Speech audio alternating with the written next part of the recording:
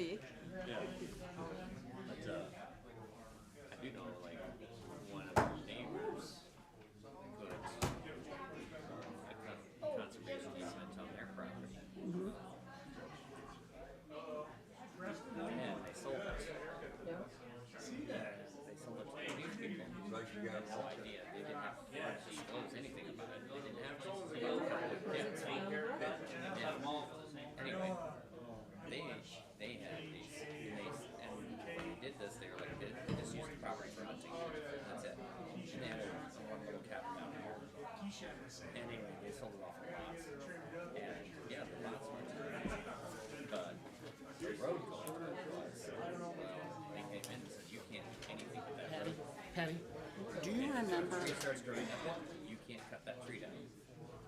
You can't do anything. And so they pretty much cut off all access to the rest of the property. Blows. Did you remember what we budgeted for the No, but I don't even see it on the agenda for tonight. It should be on the bills. I'm gonna have Patty check. I just thought you might remember. No, but I looked and I couldn't find anything about it. It's in the claims. Claims? Yeah. I thought it was.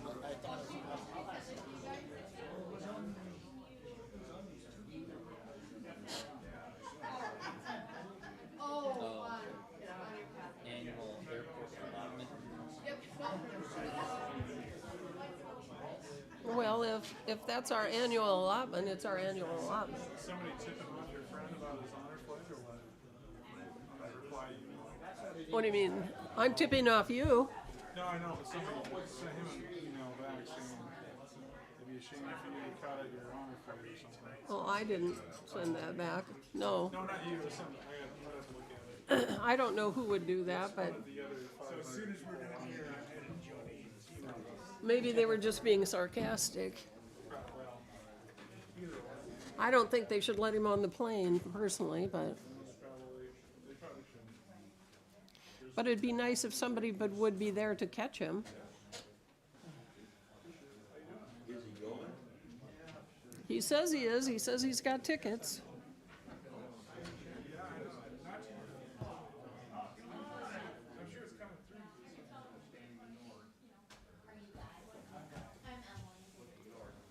Are you and I on the sheriff city board, or is that one?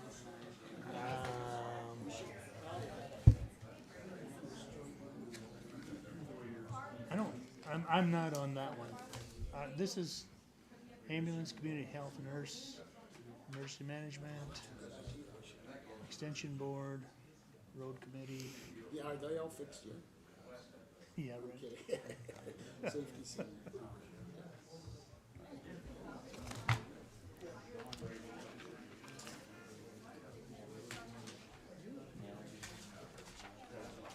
Airport allotment. That's the only thing I can think Yeah. Hey, Rob. Good. You?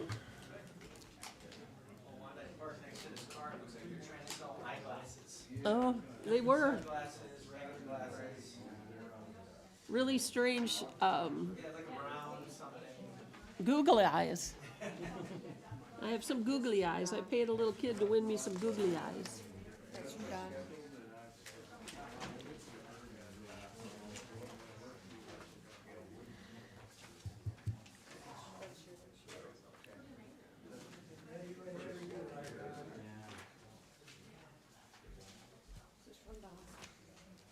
Oh, what's this?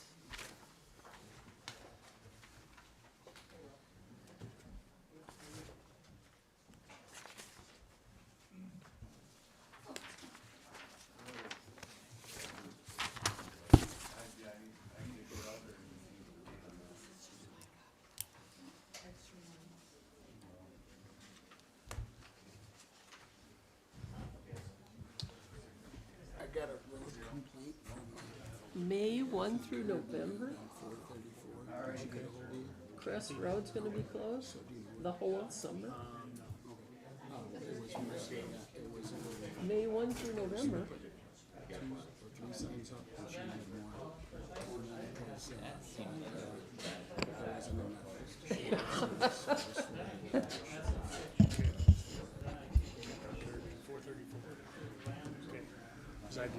The hour is now 6 o'clock. Turn your mics on, please. Turn your cell phones off, please. Please rise and say the pledge. I pledge allegiance to the flag of the United States of America and to the republic for which it stands, one nation under God, indivisible, with liberty and justice for all.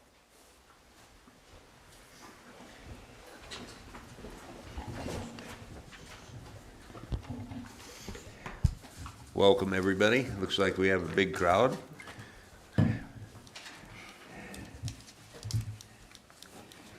Patty, would you take a roll, please? Brian, Here. John, Here. Dan, Here, Wanda. Here. Don. Here. Is there any one in the commission that needs to abstain for financial conflict of interest? I do not. I do not. I do not. I do not. I do Wanda, not. there is a bill for Fox Youngberg. Fox and Youngberg? That's not me. Or no, for you, for, I did not see it. When that one comes up, you'll probably When, abstain. if I'm on there, I mean, I shouldn't, I could like to do a standing one, objection to anything dealing with Harmon, Lincoln, Fox, because I specifically looked and I did not see okay, maybe it, the one for, I think I did see it on there. but I will look again. yeah.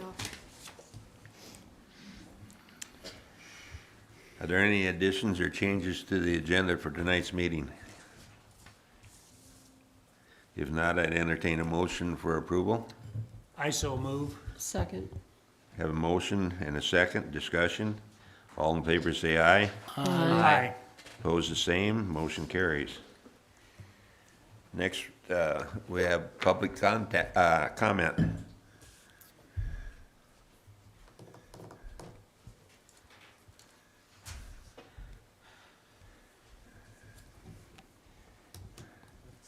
Just want to speak during the heavy discussion.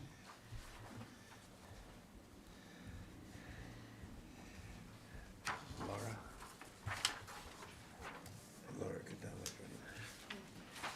Laura Catalic. She wants to speak for the 30-30. You want to speak for the 30-30? Yes. Okay, we'll wait then. Thank you.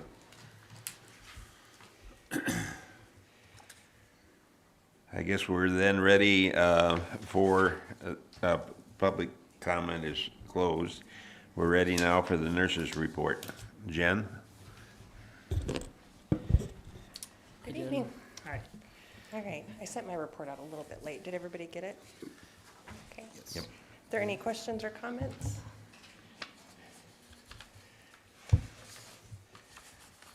Got Like our you guys- staff settling in, so Yeah. we're doing good. How long has the new secretary been there now? Our part-time one, she's been there since March of last year, but she only works 2 days a week, so it's been kind of a slower orientation.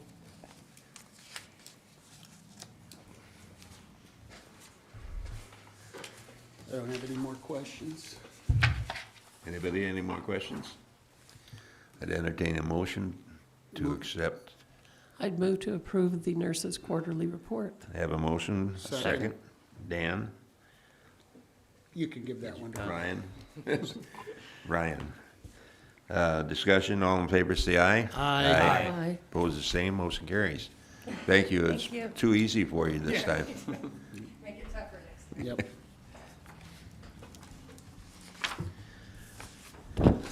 Mr. Solacek,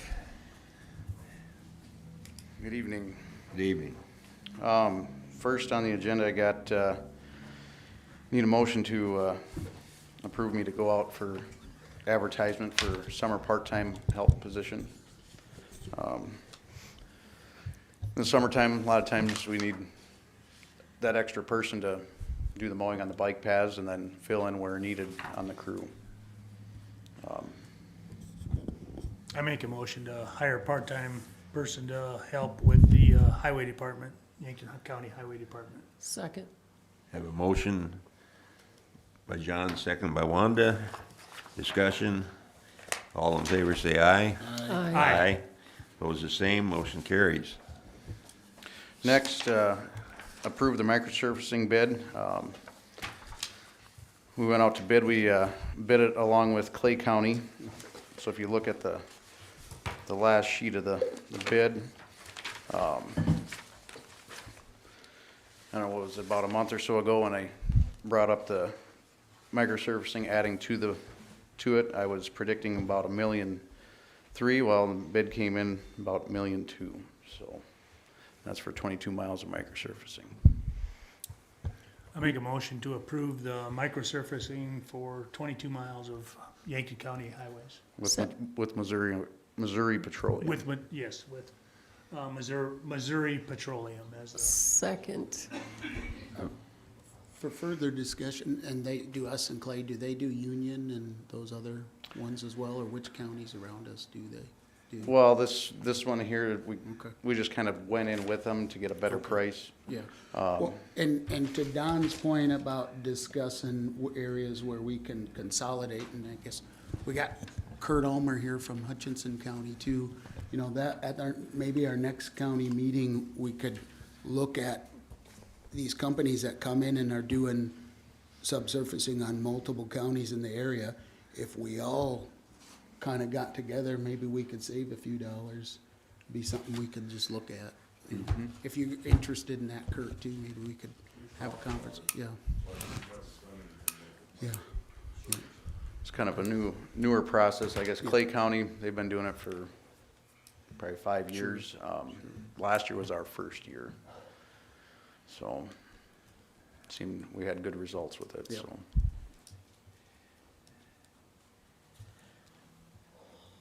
I need a motion to approve, bid approved been approved, yep. and second. Thank you. Did we vote? We got Not to vote. vote. All in favor, say aye. Aye. Aye. Discussion, motion carries. On to the next item. Registered deeds. Nope. Brian. No, we're on the Not Stone yet. Church Bridge yet. Nope, we gotta do culvert lining bids. Oh, okay. I'm sorry. Gotcha. Is this that fiberglass lining? Yep. That they do? Okay. So that's a new process too. Union County's been doing it, Turner, Lincoln.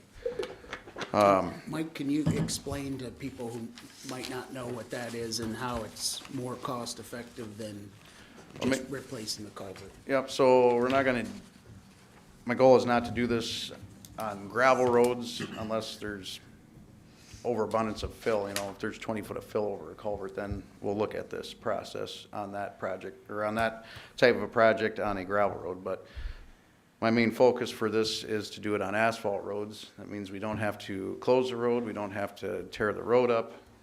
If the culvert's rusted out, and if it's not too bad, they can fill the bottom, put a liner in it, cure it, roads open same day. And then we don't have a sinking divot in the road for the next 4 years when it settles, so. It's a good utilization of a new technology to save And a lot of dollars. it is a little more expensive than replacing a culvert, but we won't have to deal with the issue down the road for numerous years. Have we done any of these yet? Nope, this year will be our first go around, so. Have you checked on the other people who've done it before? Yep, the other counties they are pleased with it, for the same reasons I explained there, so. I would move to approve the use of culvert lining Second. bids. For Subsurface, Inc. I have a motion to approve. A second. Ryan seconded it. Brian? Yeah. Thank you. Discussion?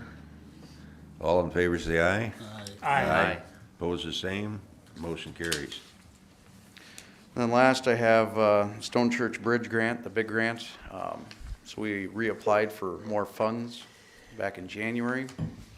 And we come up way short last year when we were awarded versus when we put the project out for bid, we were short by about $4 million. So we reapplied for more funds through the big grant program, and they would only give us another 15% on top of that.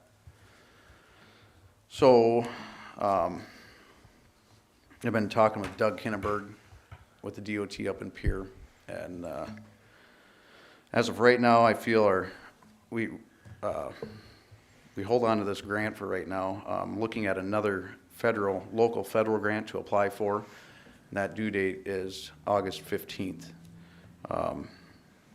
That grant is actually kind of better than this big grant for this project, just for the fact that on the big grant application, your cost estimate for replacement, what you put in for that dollar amount, that is all you're gonna get 80% of. On this federal grant, so we put a cost estimate of 10 million for the project, and the bridge really cost us 18 million, or the project is going to cost 18 million. Our 80-20 split goes up to whatever the cost actually comes into. So that is better part of that grant versus a big grant.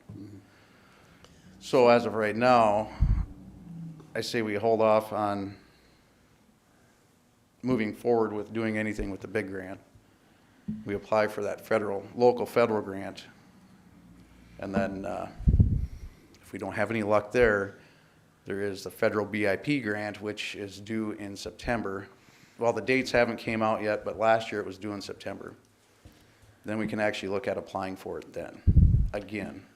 What happens if we don't use the big grant? I mean, is there a deadline? We have, was it 3 or 4 years to use it? So we're not on the cusp yet. The only thing Doug said is it'd be nice to, as soon as we know, to give the money back so they can put it out for use. Mike, when we reapplied for the bridge improvement grant, what was our score on that bridge, and was that score still competitive? Yes, it was. Our score was like 59 was our big score. And I want to say the low score was around that 47 or 48 that they. Right in the ballpark then. So and we ended up, our big score was larger because we paid for our own design engineering to gain points. Yep. We also upped our wheel tax from $4 a wheel to $5, which gained us more points. So you just need a motion to apply for the federal? It's just kind of an FYI for right now, because after we have the grant application written, I'll have to bring it to you guys for approval. Just kind of letting you guys know what's going on here. Thank you. I have another question. Is there any possibility that approved big grant could be transferred to one of the other Jim River bridges? It's got to stay with that one. It's for a specific project. So that, I don't know if I should say this now, but say the local federal grant that we're going to apply for in August. Say we don't get that. Then there's a federal BIP grant. That grant there, we can bundle projects. We could actually bundle 2 Jim River bridges at once, 3 or 4, whatever you want to do. But that is a possibility too down the road. Because I've been thinking about that also as just discussion, down the road, we could actually look at doing Fleegs and Johnson, or we could bundle bridges all at once. But I guess my opinion is without major support in the grant, it's will be awfully difficult to maintain 4 Jim River bridges. So in our planning, we ought to recognize that, if that's what people agree to. But the biggest thing right now is we're not out of the woods yet with this one. So it's just gonna take a little more time. The good thing about it is with this local federal, it sounds like, application August 15th. Within 2 weeks, they'll have an answer, yes or no. Great. And if we would get it, our project, the design engineering is all done, so it's bid ready. We can bid it right away, and possibly, if we would get it, we could possibly do it over, start this winter and into next year, so. It's just, another waiting game right now. Thank you for your diligence in searching out all the options.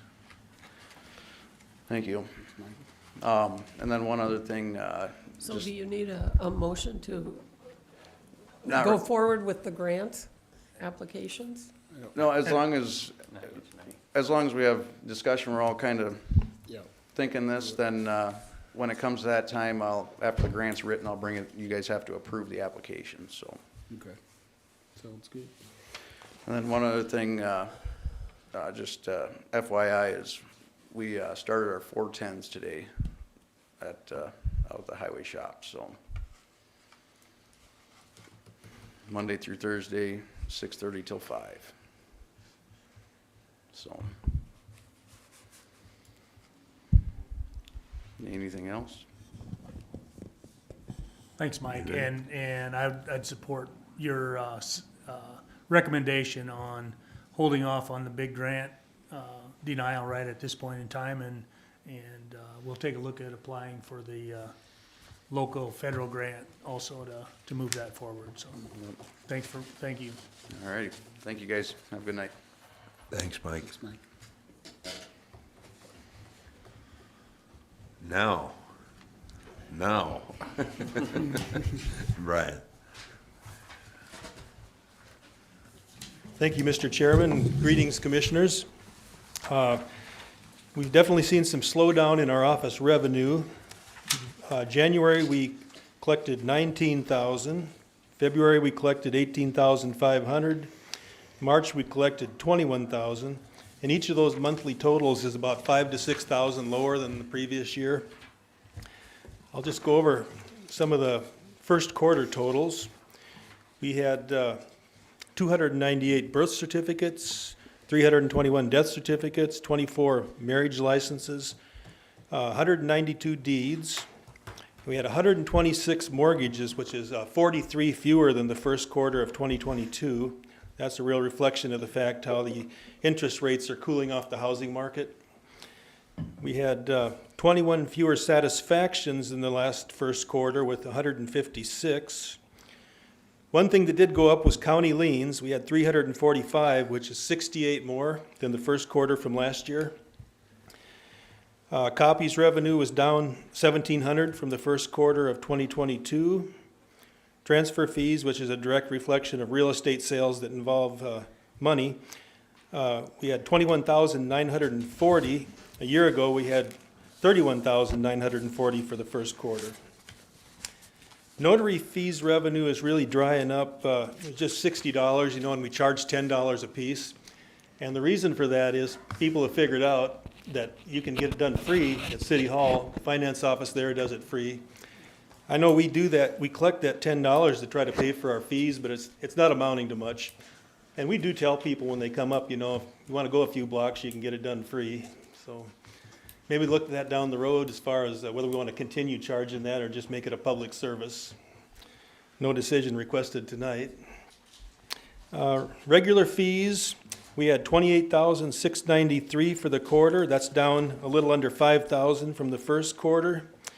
And again, total fees collected, 58,514, which is down by 16,000 from the first quarter of last year.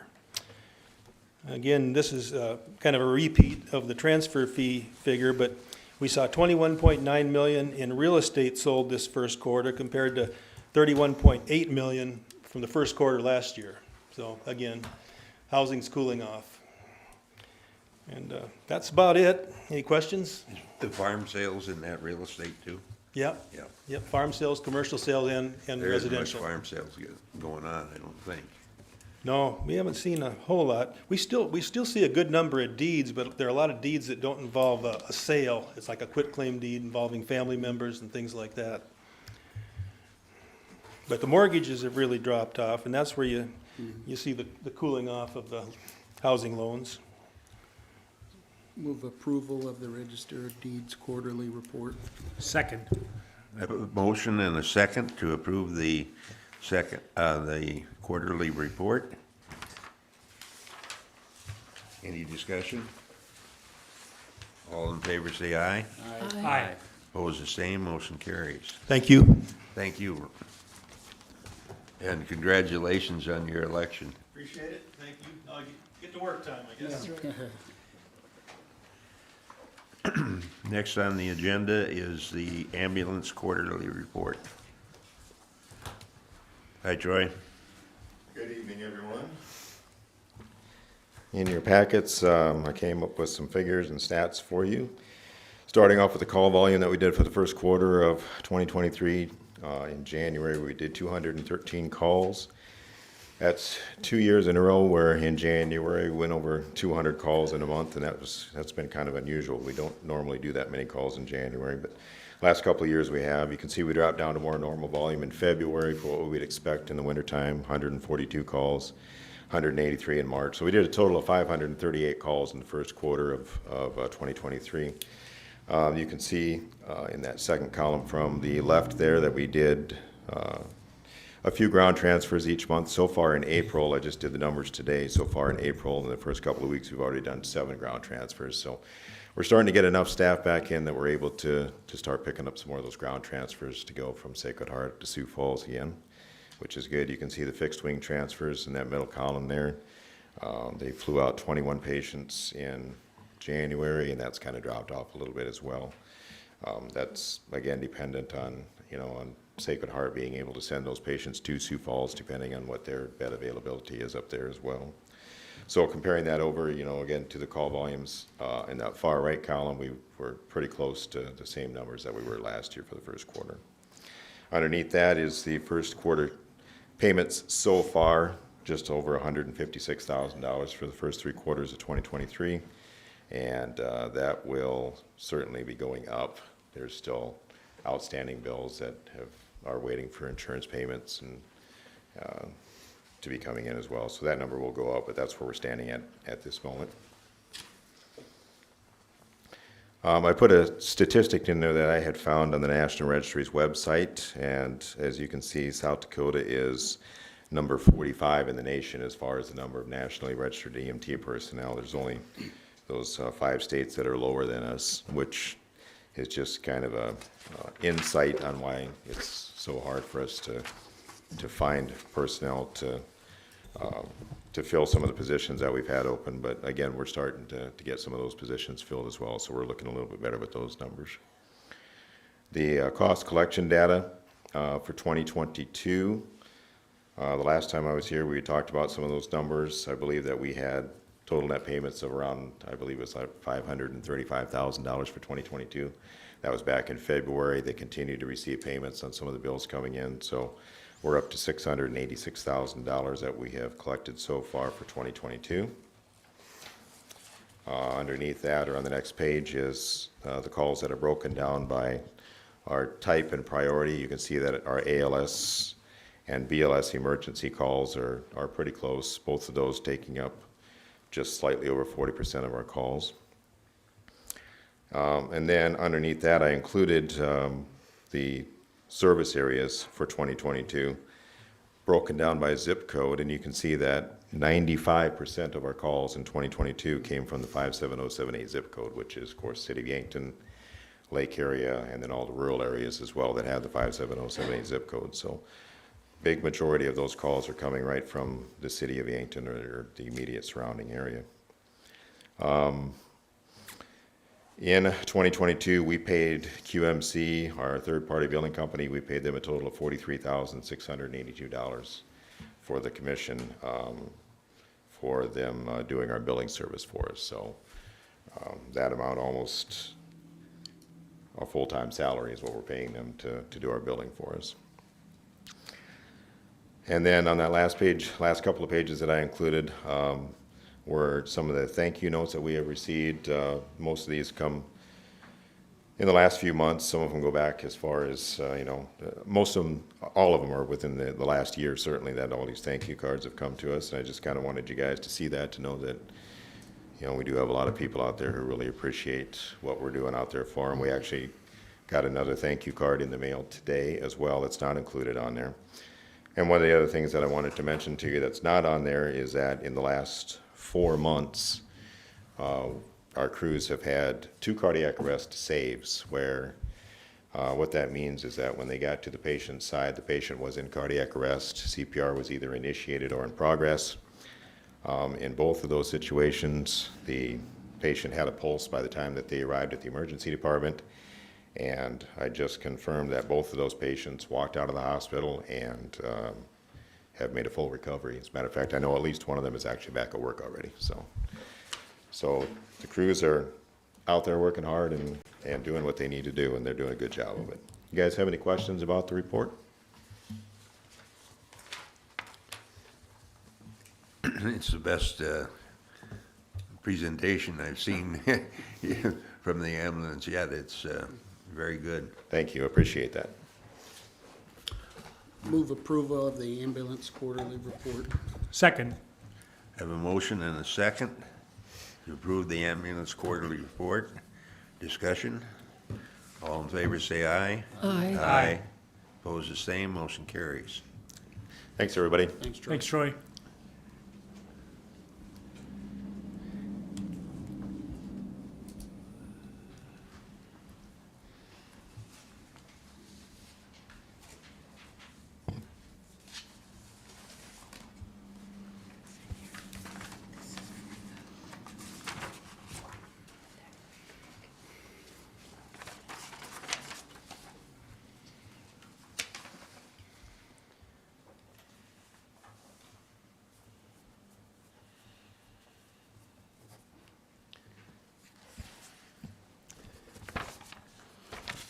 Gary, go ahead. This is the second reading of Article 4 in MAPS 23ZN01. We had to change the name of the ordinance to 2020, and we're just doing our readoption and amendment of the zoning map for all the zoning that we've did the last couple of years. So that's all we're doing on this one.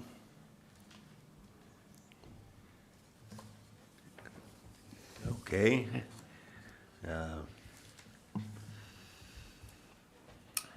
Want to move on then to the plat? Mr. Chairman, I believe we'd have to open this up Oh, for public comment. Sure. Is there anyone that wants to make public comment? Hearing none, we'll move on to the, And then we got a motion to approve it, correct, Gary? Correct. Yeah. I'd make a motion to approve the Article 4 in maps. Second. oh yeah, there, okay. That motion work for you? Article 4 in MAPS, yes. Have a motion and a second, discussion. All in favor say aye. Aye. Opposed the same, motion carries. Now the Frick plat.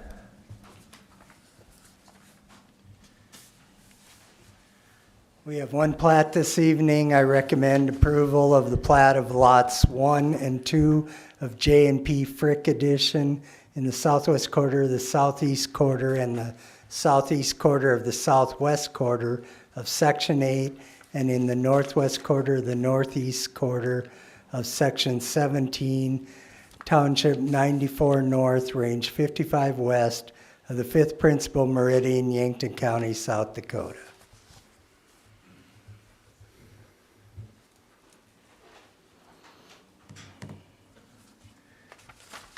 Any questions, discussion? Why is one 20 acres and one 0.97 acres? So basically, one's with the 513 section where they can plat off a homestead, and the other one had to meet the 20-acre requirement. Okay.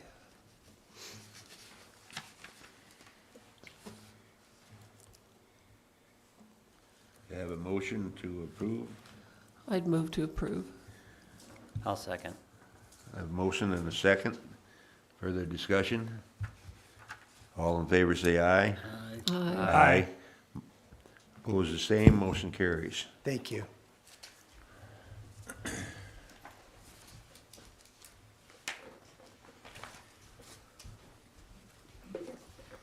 Next on the agenda, Preston.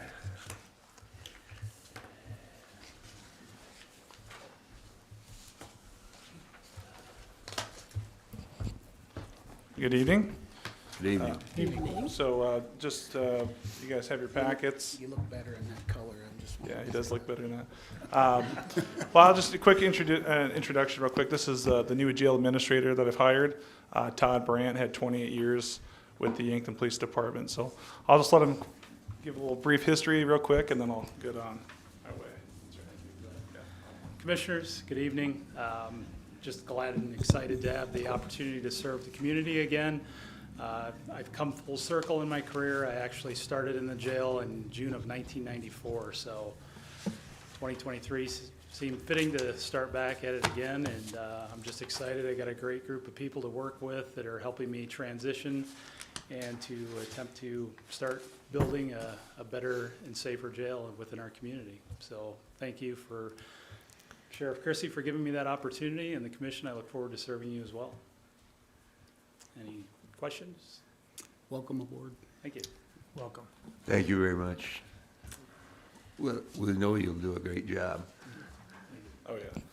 And he'll be a part of a lot of the jail decisions that I make in the near future. But in your packets there, just like every quarter, if you guys got any questions regarding it. Again, sticking with the ICE in the BIA, we are not taking any of those inmates just because we're still having problems trying to recoup the funds with the SAMS number. So District 3 is still working on that. And that's why you don't see any numbers there.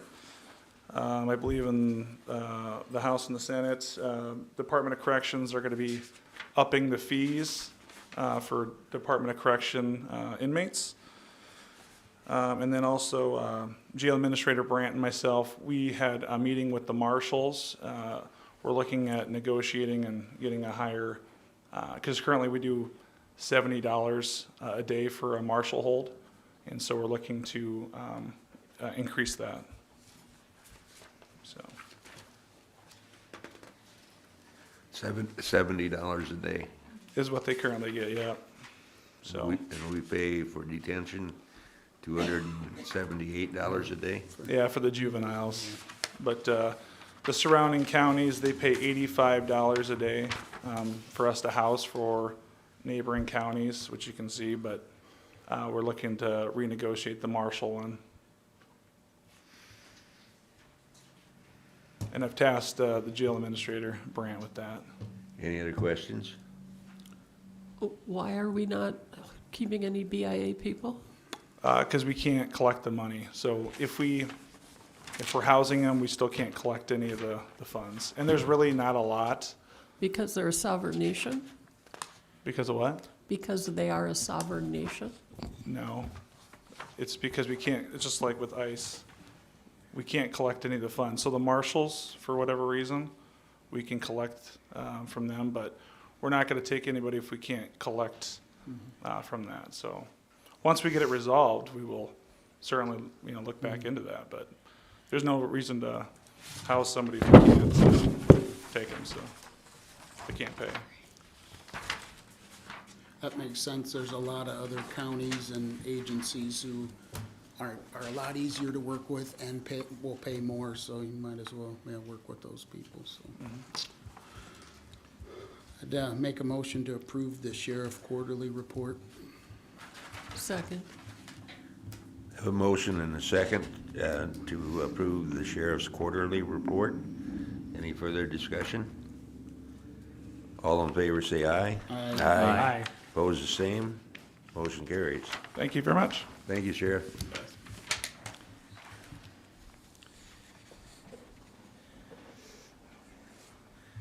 Next on the agenda is the approval of the March 31st, 2023 minutes. I so move. Second. A motion and a second. Discussion. All in favor say aye. Aye. Aye. Opposed the same. Motion carries. Now the April 4th, 2023 minutes. I so move. Have a motion to approve the April 4th minutes. Have a second. Second, Wanda. No, that was Ryan. Ryan. Thank you, Ryan. Discussion? All in favor say aye. Aye. Aye. Opposed, the same. Next, we have the auditor's treasury report, pooled cash report. Any questions on that? No. Entertain a motion to approve. I would move to approve the auditor treasurer's pooled cash report. Have a motion, second? Second. Thank you, John. Discussion? All in favor say aye. Aye. Aye. Opposed, the same. Motion carries. Mental illness quarterly report. Any discussion? I entertain a motion to approve the mental illness quarterly report. So moved. Have a Clemish. motion, Dan? Second. Second, Wanda. Discussion? All in favor say aye. Aye. Aye. Aye. Opposed, the same. The next item on the agenda is the resolution of the 23-S rangeland fire protection. And this is just since we have a new sheriff to get his name on I'm sorry? since we have a new sheriff. It's just to put his name Yeah. on? Well, then I would move to approve the resolution 23-S, which will incorporate the new elected sheriff's name. That should be 23-2.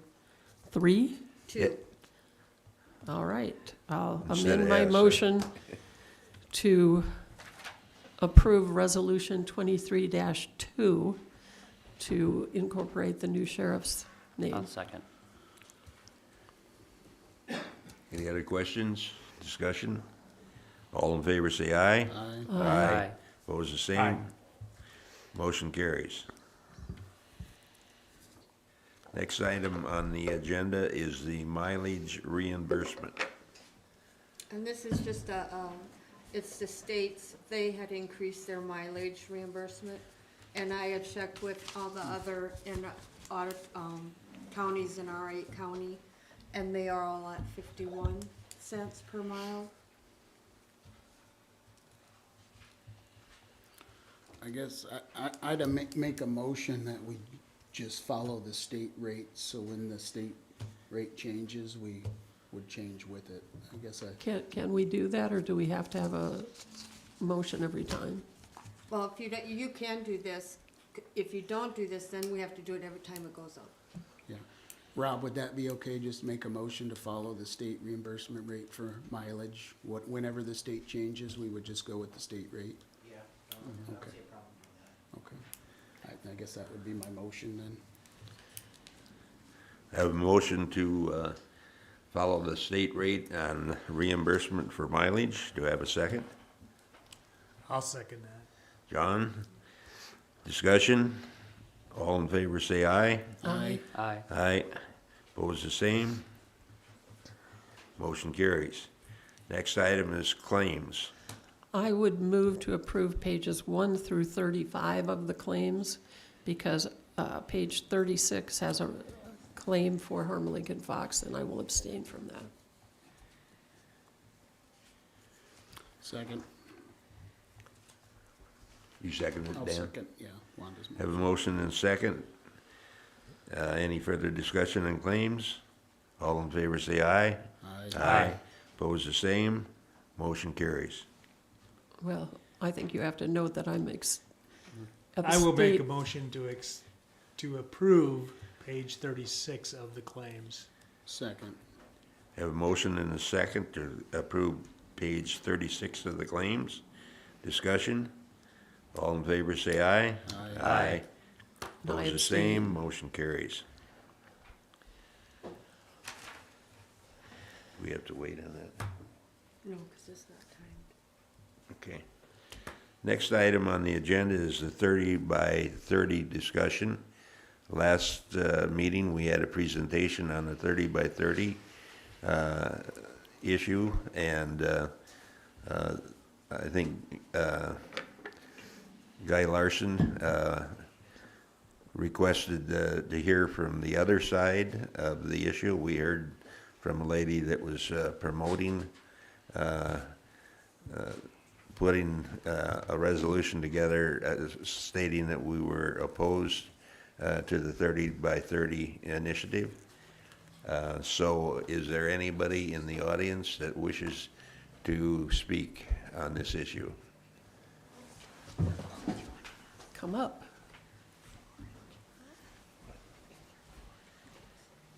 Okay. The resolution, yeah.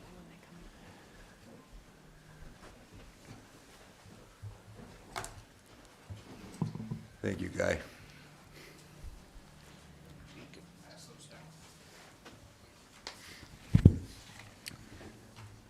I guess I'm supposed to state whether, ask whether you're for or against the resolution. I am opposed to the resolution. Thank you, Guy. And I would like to clarify that my statement is going to take about 8.5 minutes to read.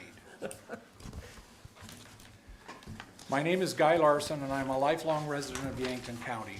I am here both personally and on behalf of the South Dakota chapter of the Sierra Club to oppose the proposed resolution. The Sierra Club is a vocal supporter of the 30 by 30 plan, which aims to protect 30% of lands and waters in the United States by 2030 to meet the challenge of climate change and provide space for wildlife and communities to thrive. I'd like to present some real-life examples of conserved lands in South Dakota and the groups involved, and it is my honor to recognize these groups and their supporters on this second day of Earth Week. One of the largest conservation groups active in South Dakota is the Nature Conservancy. Here are some of their protected lands. The Whitney Preserve is a beautiful 17,000 acre preserve southwest of Hot Springs, containing 3 miles of Cascade Creek, open to the public for hiking.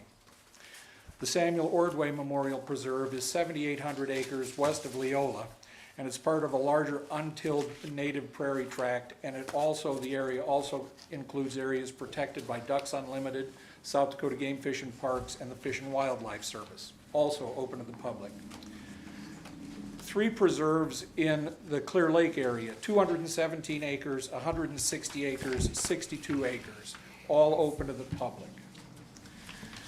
The Sioux Prairie Preserve and the Aurora Prairie Preserve in the Big Sioux River Basin, 200 acres and 30 acres. The Vermilion Prairie Preserve, 20 acres near Spirit Mound, northwest of Vermilion, open to the public. Mokoche Waste, 40 acres, the name means beautiful earth, west of Sioux Falls, all open to the public. All of these would be opposed by this resolution. Another trust operating in South Dakota is the South Dakota Ag Land Trust, with 4 founding members: the South Dakota Cattlemen's Association, the South Dakota Association of Conservation Districts, the South Dakota Grassland Coalition, and the South Dakota Farm Bureau. They, quote, will work with landowners to conserve South Dakota's agricultural heritage and working landscapes for the benefit of future generations. This resolution would oppose their efforts. Another group, the Northern Prairies Land Trust, holds 28 easements in South Dakota, protecting more than 3,000 acres. Their philosophy, quoting, NLPT places a priority on conservation projects which simultaneously serve to maintain ranching and agriculture while protecting native grass and wildlife. This resolution would oppose their work. Others involved in land conservation include Ducks Unlimited, Rocky Mountain Elk Foundation, and the American Farmland Trust. This resolution would oppose their work. The American Stewards of Liberty warned about a program when they made their presentation that was funded with $900 million annually, half of which was for federal land acquisition. This program is the Land and Water Conservation Fund. The other half of the yearly money funds a competitive grant program that states can utilize. Good Earth State Park near Sioux Falls, the first new state park in 40 years in South Dakota, was made possible largely through funding through this program. This resolution would oppose that.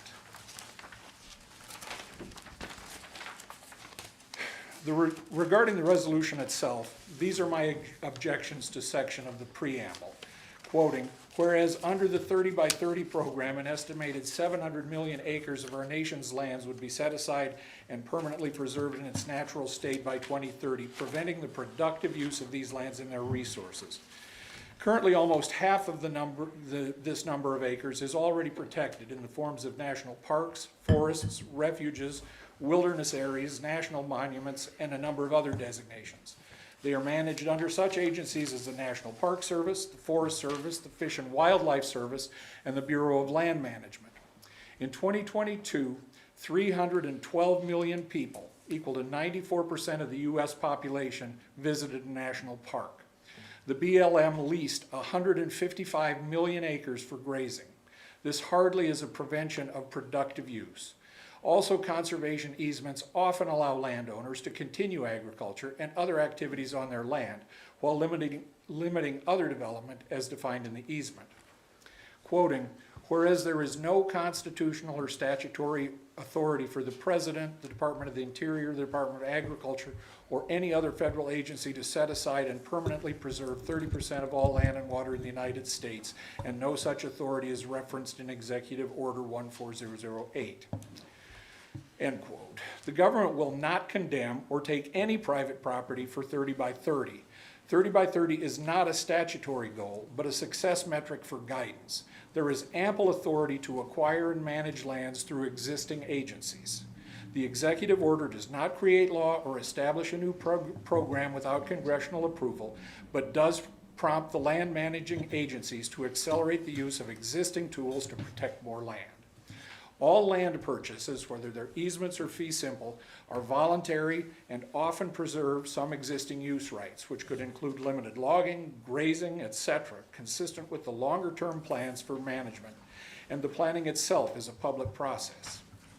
Quote, whereas placing private lands into permanent conservation status will cause dramatic and irreversible harm to the economy of South Dakota and counties such as Yankton, whose citizens depend on private lands for their security and prosperity. End quote. Wow, this is a bold statement. Can you cite specific examples of where this has happened, or perhaps point to an unbiased economic study showing this outcome? Quote, whereas lands placed under permanent conservation easements reduce the tax value of that parcel of land while increasing the tax burden on other private landowners and industries to make up the property value difference, and, end quote. Again, can you provide specific examples of this occurring? If so, how great was the reduction? Is it not possible that a conservation easement could benefit county through the environmental benefits, quality of life benefits, and even monetary benefits through sales tax on tourism dollars? My objections to the items in the resolution itself. Quote, that will set aside and prevent the productive use of lands within our county, end quote. As I pointed out, conservation easements allow for the continued productive use of land as laid out in the conservation agreement. 2, quote, and preventing development and productive use of resources on or within such lands, end quote. Again, easements allow for productive use and are often used by farmers and ranchers to protect their property from development. 3, supports continued private ownership of land in the county, end quote. Landowners entering into conservation easements retain title to the property and may sell or bequeath it as they see fit. They maintain ownership of the property. Quote, the board maintains that any lands or other rights that are entered into or are under negotiation to fill the 30 by 30 program's objectives must notify Yankton County Board of Commissioners prior to acquisition and only from willing sellers, landowners, and for the payment of full and fair market value for all rights and interests acquired, and not through regulatory compulsion, and only after well-being, health, safety, welfare, economy, and the culture of Yankton County, its citizens and businesses. This is a resolution. Under what authority does the commission insert itself between a willing buyer and a willing seller? Does the commission plan to involve itself in every real estate transaction to protect the well-being of its citizens? And the phrase regulatory compulsion has no place in this discussion since the transactions are entirely voluntary. As this is a resolution, it presents itself only as the opinion of the county commission. While you as commissioners are welcome to hold whatever personal opinions you choose, to advance such a poorly thought out document is a disservice to the citizens of Yankton County. Thank you. Questions? Do we know under the 30 by 30 if property is put into this easement, if the landowner or the former landowner, I guess, is allowed to continue to use that for haying or grazing, or do we not know that at this stage? Every conservation easement is different. The 30 by 30 program literally has nothing to do with the individual conservation easements. It's a program whose goal is to encourage the preservation of land through conservation easements and other things. Any kind of a conservation easement is going to show up as being part of the 30-30 program. So it could, you know, the ag, So South we Dakota. don't know. The South Dakota Ag Land Trust is set up for farmers and ranchers to set up conservation easements to protect their lands from encroaching development. That land would still be considered, in a conservation easement, would be considered part of the 30 by 30 plan. Nature Conservancy has a ranch in Nebraska, just across the border. They bought the ranch, 2,400 acres, a little less. They sold the ranch to a couple who is operating the ranch as a working ranch, a teaching ranch, and they have a conservation easement on the project. So nothing really has changed as far as the operation of the ranch, but there are certain conservation guidelines that they have to follow. Every conservation easement can be different. So, a lot of these things that you've quoted here in places, they all took root before this executive order was put in place, right? Yes, they did. So let's just pretend, you know, the next presidential election jumps the other direction, and they issue the immediate executive order to repeal 14008. Does it actually change anything for all these organizations? They're just operating under the same rules that they have been in all the years, right? Exactly. And so, all of these things are, so what I'm saying is, without this executive order, your work would still go on, and it wouldn't be hindered without this executive order, right?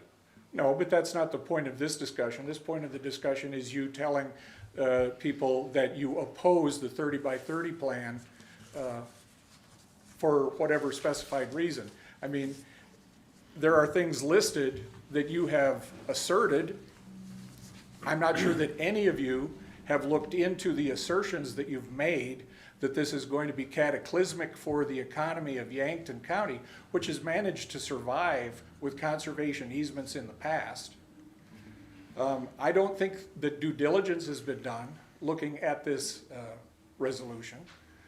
I think you've made a lot of claims that you can't substantiate. So just to clarify, this is a proposed resolution. We have not approved it. We have Right. not asserted it. Yeah. As a commission, we're just in the discussion yet, so. Yep. So my question is what reason did President Biden at the time have to sign the executive order to enforce this 30 by 30? There is no enforcement. It's not statutory, it's a goal.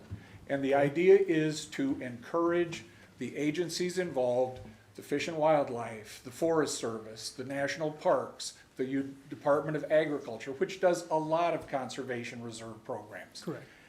They're just channeling the money to try to set acres aside to protect what we have left. And it, you know. Again, what caused President Biden to sign this executive order? Well, you'd have to talk to Joe about that, but, you know, it's primarily an effort to make some effort to combat climate change by protecting wild acres, you know, doing whatever we can to realize that climate change is a big problem that we have to address, and this is a very visible effort on their part.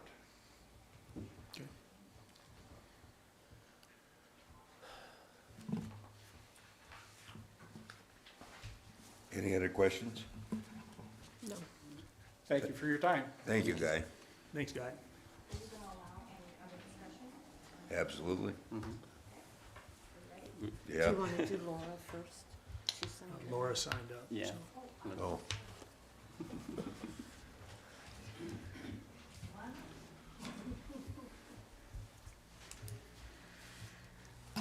Good evening. I'm Laura Catholic, and I grew up in Yankton, been here my whole life.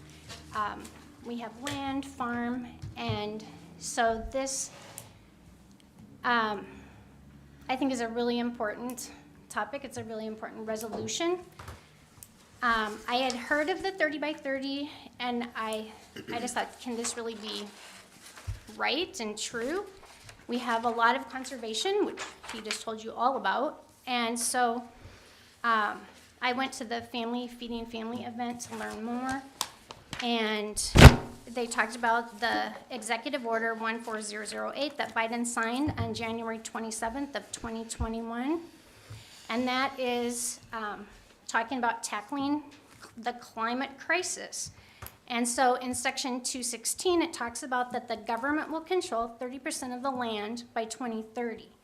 And then to further achieve that net zero emissions by 2050, as referenced in Biden's December 14th, 2021 executive order, it is to attain the goal to be carbon neutral, which would be that's where people talk about having 50% of the land by 2050.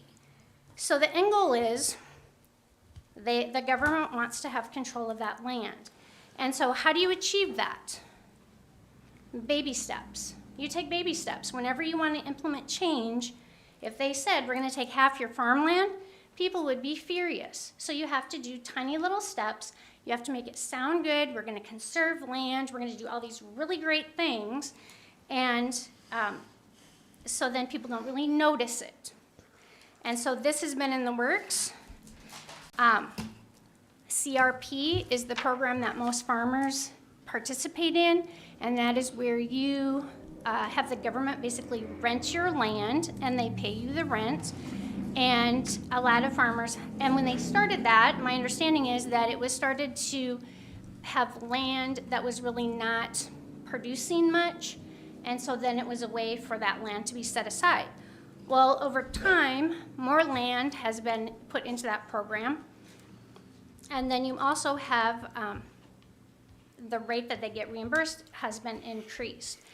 And so what they were talking about is that when you have more land being put into those programs that are already existing, if you don't read the fine print, they want to change it so that they would have control of the land.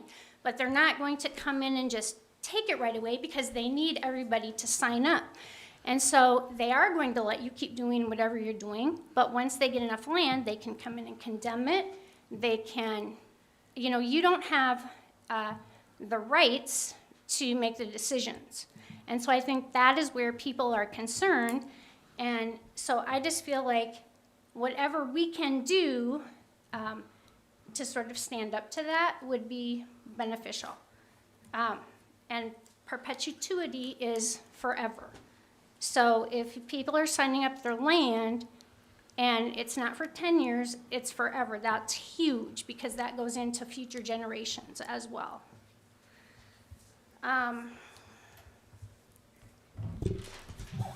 Has anybody seen the fine print that you talk about that says in perpetuity? That's what would be. Or is it just, that's what everybody's talking about? Right. Nobody's And seen Julie it? can maybe speak to that more because she's probably more of an expert than I am. I just want to make sure somebody's talking about this and just saying that I just feel like whatever we can do, because it affects everybody. People who live in town, we are an ag community. And so what our farmers have happened to them affects everybody. And so when we're reducing the production on our farmers, they take care of their land. They are taking care of their land. That is, they're an invested owner in it. And so they are the people who like, I would trust my land with farmers any day over the government, right? And so, yeah. But if you reduce that production, then you're going to have less products, and that's going to increase the cost for food, for everything. So it affects every single person, but like I said, it's baby steps. So it's easy to say, oh, this could never happen. But when you look at the long-term goals and some of the other things that are happening in our world today, we need to do what we can. And I think this is one thing that we can do. Laura, can I ask you a question? So Of does this, course. does this include like CRP program or not? Because I've heard it does, and I've heard it doesn't, and I guess the reason I ask is, you know, we have a lot of CRP in Yankton County, and, you know, my family has farmed in Yankton County for over 137 years, and we own some river bottom ground that has flooded 7 or 8 years in a row. And then I can't get crop insurance on it. And so we have some of it in CRP right now. And we had to make that management decision for our operation because we Right, had to go absolutely. several years Yep. with getting nothing on it. And so there are certain situations where CRP makes sense for that operation. And I just want to make sure that, you know, a resolution like this, I don't want to be, you know, telling a farmer or owner that they can't put it into No, CRP. a farmer so- and rancher, they can Okay. sign anything that they Sure. want.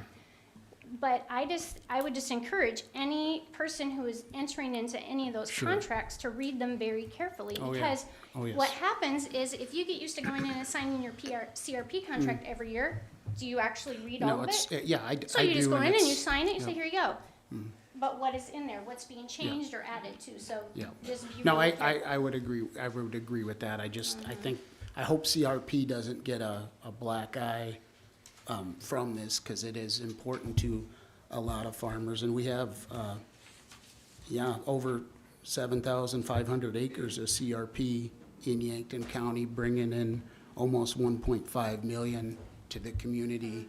And, you know, a lot of those areas, you know, can't be farmed regularly, so Right. it's important that, read the fine print, Read the yes. fine print. But, you know, keep options open too. Right. So, thank you. Yep. Take a second here. I think Guy asked if anybody knew of any situations that were hazardous to the landowner, or hazardous is not the right word.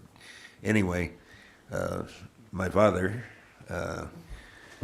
when he was dying, decided that he wanted to give each of his grandkids some money. Not a lot, just some. And he didn't have money. So he had some pasture land about 25 miles from our farm. And he was offered or suggested that if he could raise some money, he could go into conservative wildlife easement, I believe it was. And he did, and all the grandkids were happy, and we never thought anything of it until about 4 or 5 years ago when Florida Light and Power came into the area and wanted to put wind towers on that pasture ground. Now, the pasture, I don't know, I'm guessing 3, it may be 5 miles to the nearest farm where it's located. It's in a very isolated area. And because of that easement that he put on, we couldn't participate. So it does. And I believe somebody from Pier indicated to me that they worked very hard on getting out of easements and had very little success. So it does require reading, fully understanding what you're signing.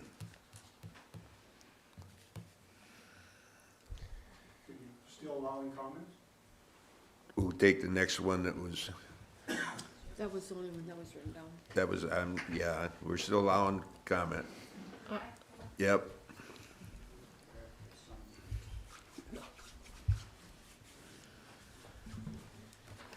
Thank you for the time. First of all, and thank you for allowing me to bring the 30 by 30 resolution to the county. I don't want this to be confused with conservation easements across the board. The 30 by 30 resolution is basically requesting the county to take a stand against conservation easements into perpetuity. Number one, these conservation easements are being offered through our NRCS office. But more than that, they're being offered by the South Dakota Land Trust, South Dakota Cattlemen's Association, South Dakota Farm Bureau. They're behind them. And what it is it's more of a servitude. Once you put this land into a conservation easement, into perpetuity, you are basically giving your land under the guise of the executive order that was brought to our attention by President Biden, that once that land goes into that conservation easements, in most cases, that land can never be touched by a human handprint, footprint, nothing. It is there to conserve, not by human contact. That's the danger in these conservation easements that are addressed in this resolution. When you put a conservation easement in place, and the reason people do it is to pass it on to their heirs or to save money on taxes. And there are a few requirements, and I wrote those down or looked at those, and they have to be held by a land trust or a government entity for conservation purposes into perpetuity. If the IRS finds these requirements have not been met, the deduction is denied. So however the conservation easement is binding contract for that continues, it is forever. That's where our objection is. It's not to conservation easements. CRP is a conservation easement in a way, but it ends. You are now able to sign it up for 30 years and you receive a payment. I personally think that they are causing some havoc on our rental prices because this current administration has jacked that price up so high that we're having to compete with that to rent our farm ground. So we're not objecting to a conservation easement. I mean, I have CRP acres. There's nothing wrong with CRP acres. It's the perpetuity, which means forever. So, like you learned, that once that land gets put into this conservation easement, it can live on for generation after generation. And similar to your case, Don, where a government that is in control of this conservation easement, let's say through the FSA office, down the road, they can condemn the land. They can pretty much give that land or turn that land into a wind farm, turn that land into put a pipeline through for carbon sequestering. They can use that land for whatever they choose because they're the entity that is controlling the land. Those grandchildren have no say. They have zero say. Those are the kind of contracts that this resolution, you're the grandchild. No, I'm the owner. The owner, you're the owner. You're the owner. Nothing. Cannot Can do say a nothing. word. These conservation easements that were even presented at the state capitol by South Dakota Cattlemen's, the South Dakota Farm Bureau, they said, yes, this allows the farm family to continue to ranch, to continue to farm. Well, what if they don't want to farm? What if they want to develop it? Guess what? They can't. It has to be written into that easement. And it also goes forever. Forever. So our point is in a 30 by 30 resolution into perpetuity. And the other thing I want to remind you of as county commissioners, that it devalues the land. In some cases, that's why Governor Ricketts, when the past governor of Nebraska stood out against these conservation easements completely, because they were receiving less taxes on their lands because it takes the developmental value away from that land, lowering that land value possibly 40%. That would be a dangerous trek here in Yankton County. What's worse is when, the state comes in and buys up a big chunk of land and then there's no taxes coming into the county Correct. at all. That's worse in my But opinion. typically, a state will buy the land with a purpose. This land, according to this 30 by 30 executive order, which it may be a suggestion to whomever it wants to be, but let's face it, they're on a mission to make sure that they put 30% of the land into these conservation easements by 2030, and their ultimate goal is 50% of the land by 2050. And how they are doing it is through these conservation easements. And basically saying, we can pass this land on for generations and give you one heck of a tax break. And that is dangerous. And it's dangerous to Yankton County taxpayers, and it's dangerous to those unaware, unsuspicious individuals who are basically putting this land into a conservation easement. So, no, I am all for property rights. I will fight for property rights. This is about making people aware. By passing a resolution, you are not putting it into law. You are just saying the Yankton County Commissioners stand behind private property rights, and we want people to be educated. We want them to be aware of what they are signing when they sign one of these conservation easements into perpetuity. CRP is for 10, 15, 20, 30 years. It isn't into perpetuity. Conservation easements should die with the person who signed the easement. That's our point. Does anybody have any other questions? Do you know how many conservation easements we have in Yankton County? I do not believe you have any conservation easements as of right now in Yankton County. As far as I know, in the state of South Dakota, there is one. We're trying to prevent them. If the whole point of this resolution is to basically take a stand, Yankton County is behind private property rights, and we are going to allow the federal government to know that we are not going to support any type of confiscation of private property by any federal government. That's all this is. Just so we're clear, you're not saying that CRP is bad. Absolutely not. You're not saying that you don't think any of these trusts that Mr. Larson talked about are bad. No. This is about perpetuity. Perpetuity. Sorry, perpetuity, sorry. Thank you, sorry. Perpetuity. It's a long time. It's a long time. You're just saying you don't want the 30 by 30 easements. Well, and the 30 by 30 easements Because are falling underneath of a lot of titles, but Aren't they also falling under the CRP?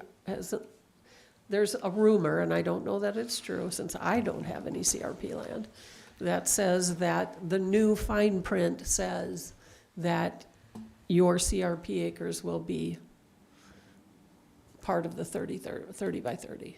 I do not believe that our FSA office here in Yankton County is leading people down a path to sign documents stating they're putting their land into a, Has yes. anybody asked them? Well, I tell you, I'll educate them. But when I served on the FSA board, I brought this up, and they all agreed that they were not in favor of it. And yes, to this gentleman's statements, yes, they are aware that that is the goal, but they will not promote them in their office. Well, do they have a choice? They're a federal employee. If the federal government says this is what it is, if they don't ask, you don't tell. I do believe, I do believe that if there was an employee in the Yankton County FSA that was signing people up for these, the bad thing is once you're in them, you can't get out of them. That shame on them. But I cannot believe that they would be having someone sign a CRP agreement without explaining to them that this is Perpetuity. Perpetuity. So See, now that it's in the my answer head. to my question is no, nobody has checked with the Yankton County FSA. Well, you have to educate them, correct. But when you sign up for your CRP, you do get to pick an option. Am I not mistaken? Yes. You get to pick an option. So I don't know that it's the FSA office as much as it's the NRCS. So that's a soil conservation district. This is more in line with them. And so, I would certainly hope not. But once again, By signing this resolution, you are saying, in Yankton County, we do not support conservation easements forever, since I can't say that word, forever. Okay, we have some other people Okay. that want to talk. Yes. Thanks, Julie. Thank you. Thank you. Ma'am, Did I answer questions? Did I answer questions that, okay, good. did you want to talk? Yes. Yeah. Please come up, state your name. Hi, and thank you for hearing me. I'm Lynette Auk. I just want to present 10 key points to the 30 by 30. One of them is the 30 by 30 program is advanced by radical environmental activists calling for the permanent protection of 30% of America's lands and oceans by 2030. It is an international agenda, not a locally driven initiative. Number two, the plan is being aggressively pushed by the Biden administration using the politically motivated climate crisis agenda to gain control of America's land. They have promised to use every tool in the toolbox, from conservation programs to federal land acquisitions and withdrawals. Number three, there is no credible scientific reasoning or facts that support the need to preserve any specific amount of land to cure the climate change. 4, if restricting land solves climate change and prevents species from going extinct, as they claim, we should not be in a climate crisis today, because 36% of the United States is already owned by federal and state governments and managed under restrictive land use protections. Number 5, their crisis math does not add up. If we are losing a football field, 1.32 acres, to development every 30 seconds, as they claim, this roughly totals 11 million acres in 10 years. This is far short of the additional 400 million acres and additional 18% they say must be permanently protected by 2030 to avoid the forthcoming irreversible climate disaster. Number 6, there is no constitutional or statutory authority for the President, the Department of the Interior, or the Department of Agriculture to set aside and preserve 30% of all land and oceans in the U.S., and no such authority is referenced in the executive order or the President's report. Number 7, instead of working with states, local governments, and stakeholders, the Biden administration's first act to implement 30 by 30 was to remove local governments' veto power over federal land acquisitions when they rescinded the Department of the Interior Secretarial Order 3388. Number 8, the advocates behind the program do not have any skin in the game. As you noticed, Mr. Larson quoted a lot of NGOs, which are non-governmental organizations, and or property to conserve. They are seeking to place other people's land and property rights under the control of the administrative state. Number 9, taking 30% of our lands and oceans is only the first step. Advocates are working towards the international goal known as the Half-Earth Agenda to permanently conserve 50% of our lands and oceans by 2050. And September 22nd, 2021, the IUCN Conservation Congress in France called for the 70% of the world's lands and oceans to be protected. And number 10, if proponents were truly concerned about the welfare of species and habitat, they would oppose placing more land under the control of federal management or environmental elites, instead of remove the regulatory restrictions on Americans' landowners who are the best stewards of the land, while producing the food, fiber, minerals, and energy we depend on to create wealth, defend our liberties, and live free. And one other point, they also say that the land is preserved for the hunters, or a lot of and for people to go in and visit. Well, the land that is under this 30 by 30 program, they can only go in 100 yards, and the rest of it they can't touch. No human footprint can touch that land. Thank you. Can I respond to this? No. Let's just, Does anybody else want to talk? Sir? Is that me, John? No? This could go for a long time. We'll go a little longer. My name is Dan Schenkel. I'm from out by Utica. Yankton's my address, but make it quick. We pledge allegiance to that flag, and this flag says what? Under God the people rule. So keep that in mind. We talk about climate change. There's University of Iowa, I believe it is, did some studies, and they think that CO2 may have been over 1,000 parts per million at one time. If you believe, you know, that there was reptiles the size of this building, you know, who knows. But anyway, now they're saying CO2 levels are at 420, I think, parts per million. And if it gets lower than that, like in the 300 range, things aren't going to grow. We need CO2. That's part of plant production, photosynthesis. I guess the last time I was here, your question about Joe Biden, elections have consequences. That's all I got to say. Thank you.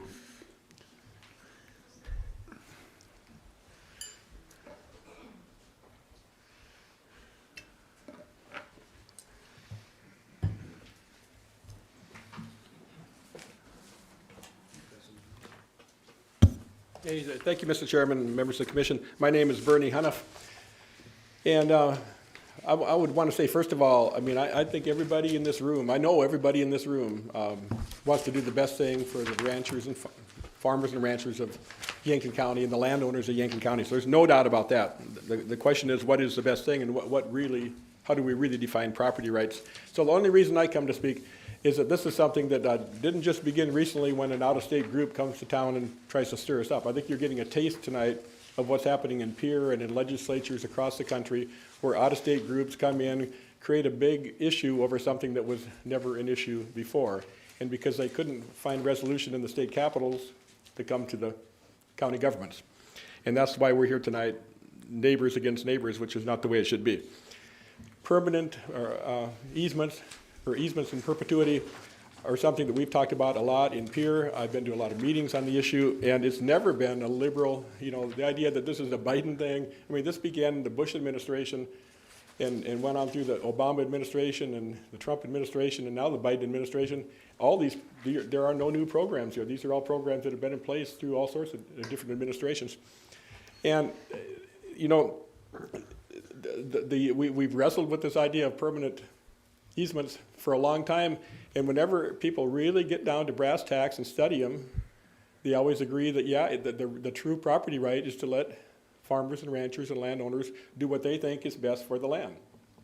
And they can do that in many other ways. If you've got native prairie, we trust the farmers and ranchers to make a decision on that native prairie, and that's a permanent decision. In many cases, not always, but in many cases, if they're involved in farm programs, they may or may not be able to drain wetlands, which would be a permanent decision on the land. As long as they follow your zoning laws, they can subdivide, you know, on 80 acres. They can take it out of corn and beans or cattle and subdivide it and put up houses, and that would be a permanent decision. That probably isn't going to go back in corn anytime soon, right? So permanent easements, we already trust farmers and ranchers to make long-lasting, permanent decisions, and I think, and I agree with that. That's where the decision should be made with those families. With, I think that's served us pretty well now here in South Dakota for the last 130-some years, and I trust the people who are out there on the land today to do the right thing. Is it a big land grab? I passed out something that is 10 years old, and I don't think it's changed. It's not a land grab. They do not want all our land. The 30-30 program sounds like a pretty modest thing. I'm kind of ashamed of Joe Biden, actually. 30-30, the federal government already owns 28% of the land, so they only got to get 2% more from easements, and they got it made. I mean, he wasn't bold enough. But look at Yankton County is up in this. And I'm sorry for everybody in the audience, but Yankton County is up in the corner here, and the red are the high priority areas. You'll see the Missouri River snaking through there. Really, the concern of the Department of Interior and the Fish and Wildlife Service are those red areas are their high priority. They would like to find permanent easements on those red areas. The yellow areas, they have a moderate interest in, but the red areas are the main ones. You know, they don't have enough money to do easements willy-nilly across corn and bean farms. Those little skinny red areas are where they'd like to work out easements. And look at the next page where they talk about their concept. We would work with willing landowners. Time and time again, every paragraph starts out with willing landowners. And there's no land grab going on here. And, you know, the federal government makes lots of mistakes. I disagree with them as much as anybody on various issues. They're not perfect, but they're trying to do the right thing, and they're very transparent. I mean, you can find all this stuff on the internet easily. In fact, on the first page, if you want to go to these pages, you can go to the website yourself. They're very, very transparent. I've been to meetings on this issue. There's no big land grab going on here. I actually support the resolution as Julie said it. I don't support the resolution you have in front of you. What she said, that we encourage people to be educated on long-term easements. I fully agree with that, but that's not what you have in front of you. You have a political document written by somebody from out of state who came here to stir things up, and that's why I came to speak. I'm just getting tired of that, dividing neighbors over issues that we can't decide here whether we want to or not, and we don't have enough facts to make a good decision. Leave it to Pierre. Pierre should probably leave this issue to Washington, quite frankly. But bottom line is, trust your farmers and ranchers to make good decisions for the land. Thank you. So your recommendation is no? Yes, I'm sorry, thank you. Thank you. So one point I want to make is when I asked the question, why did Joe Biden have to sign the executive order? I agree, things have been going on for several administrations, but evidently there's some reason that he felt it necessary. And I know that's in Washington and we're local. So I'm not basing my opinion upon that. Yeah, and I'm not even going to criticize how you vote either way, because I've been there, and you can't vote maybe. You know, I totally understand. You got to vote yes or no, not maybe. I just wanted to give you my 2 cents, my perspective from here. I think the reason he signed the executive order is it was an effort because they're asking all the countries to do more. We're already doing more in America than most countries are, if you know, on climate change. And he's at all the countries are trying to step up to the plate, and he's saying this is what we're going to do. Is again, I said you're not doing enough. Thank you. Anyone else?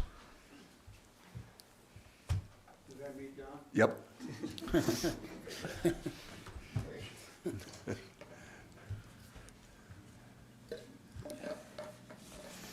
Chairman Don, Go Jacks, Commissioners, I'm Jim Pearson, and I was the Episcopal minister here for 17 years, and my wife and I have lived out in the Gavin's Point area for almost 20 years now, and over 20-some years in Yankton.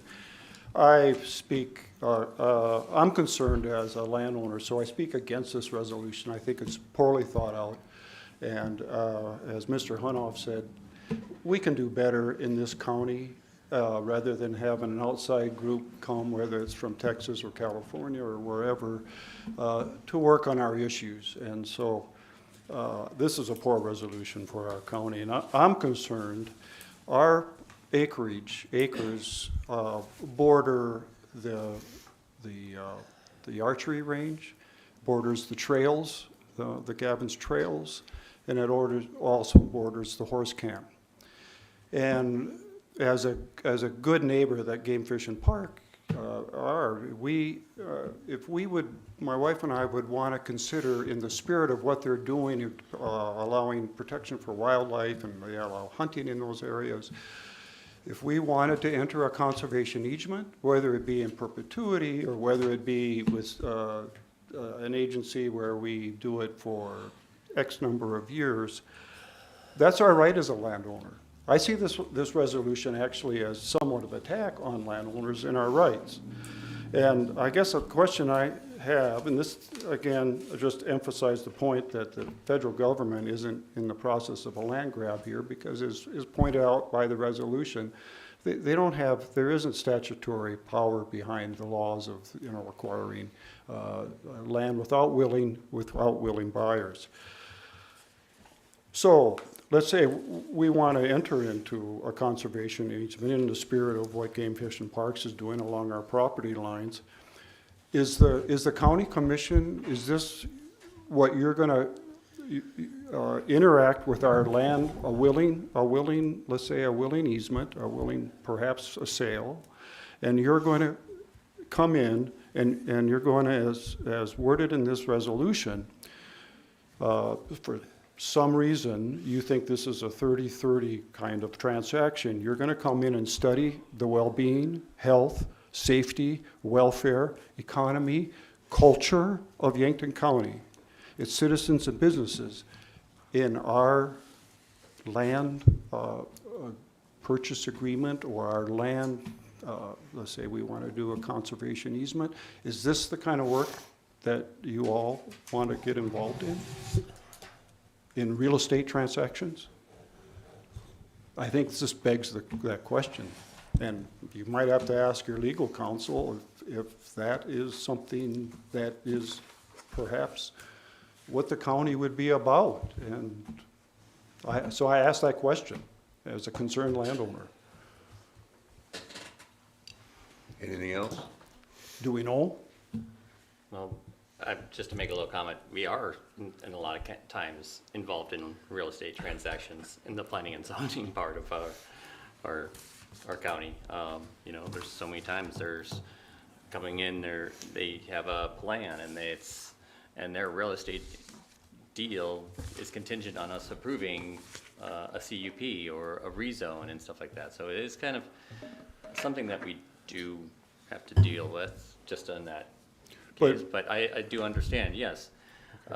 You know, we have to respect property owners' rights. And if this is something that you want for your property, then I think, yeah, what power does our county really do have to stand in that way when it is not something that's going to hurt someone else? They still have the power to give the land to the game fishing parks if they want. They can give it to them. Nothing's going to stop you from giving it to them. And then it goes back to that. It's just going to take the money away. I'm not planning to give it to them, Don. I'm not planning to give them the land. I'm talking about if we wanted to enter into a business transaction, and you know, is this the commission going to be studying the welfare economy, the culture, et cetera, of this transaction? And if we say that we do pass a resolution, maybe not this resolution, but a resolution that says that we are opposed to 30 by 30 and that executive order, what are we saying? What we're actually saying is that we prefer the old way of conservation that was in place already. We didn't need to change it. We don't need to do this extra emphasis. You know, it's kind of like, it seems like things are not broken. This may, you know. This is a classic example of some solution out there looking for a problem. This might be I might agree with you on that. Thank you. Anything, I don't know if you've answered my question, if I need to be prepared for you all coming out and study my culture, economy, et cetera, of Yankton County, but anyway, thank you. To your point, Jim, yeah, on number 6, it talks about how the county, you know, anybody must notify the county commission prior to, I don't, that's something if we're gonna adopt this, you know, that needs to be changed.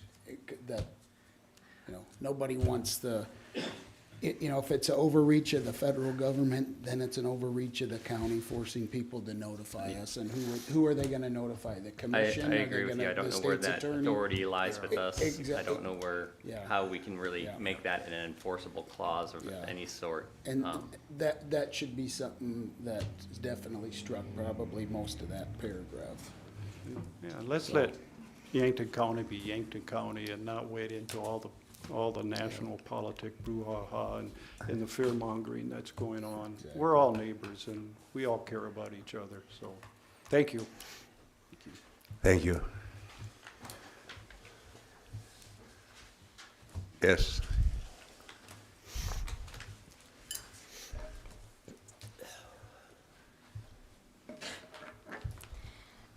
Lauren Nelson, Yankton County here. Just going back to, you know, what is it, the statement, a problem looking for a solution, or a solution looking for a problem, you know. I'd like to ask the residents of McPherson County right now with the carbon pipeline. if I would have come to them 10 years ago and said, hey, I think you should probably put an ordinance, in your zoning, or in zoning, ordinance in your zoning, outlawing or making it hard for carbon pipelines to come through, they probably would have said, why? That's not a problem now. And now they're reacting. They're trying to hustle and bustle, trying to do their best to keep their private property. So just want to say that there. Piggyback on what Don, this story, I have a story for you. Talking about easements in their, I don't want to use that word. Perpetuity. Thank you, forever. And this affects me. This affects my family. On December 18th, 1965, my grandparents, Louis and May Olson, signed an agreement in Brookings County. Now, this is in Brookings, but it could be in any county in South Dakota.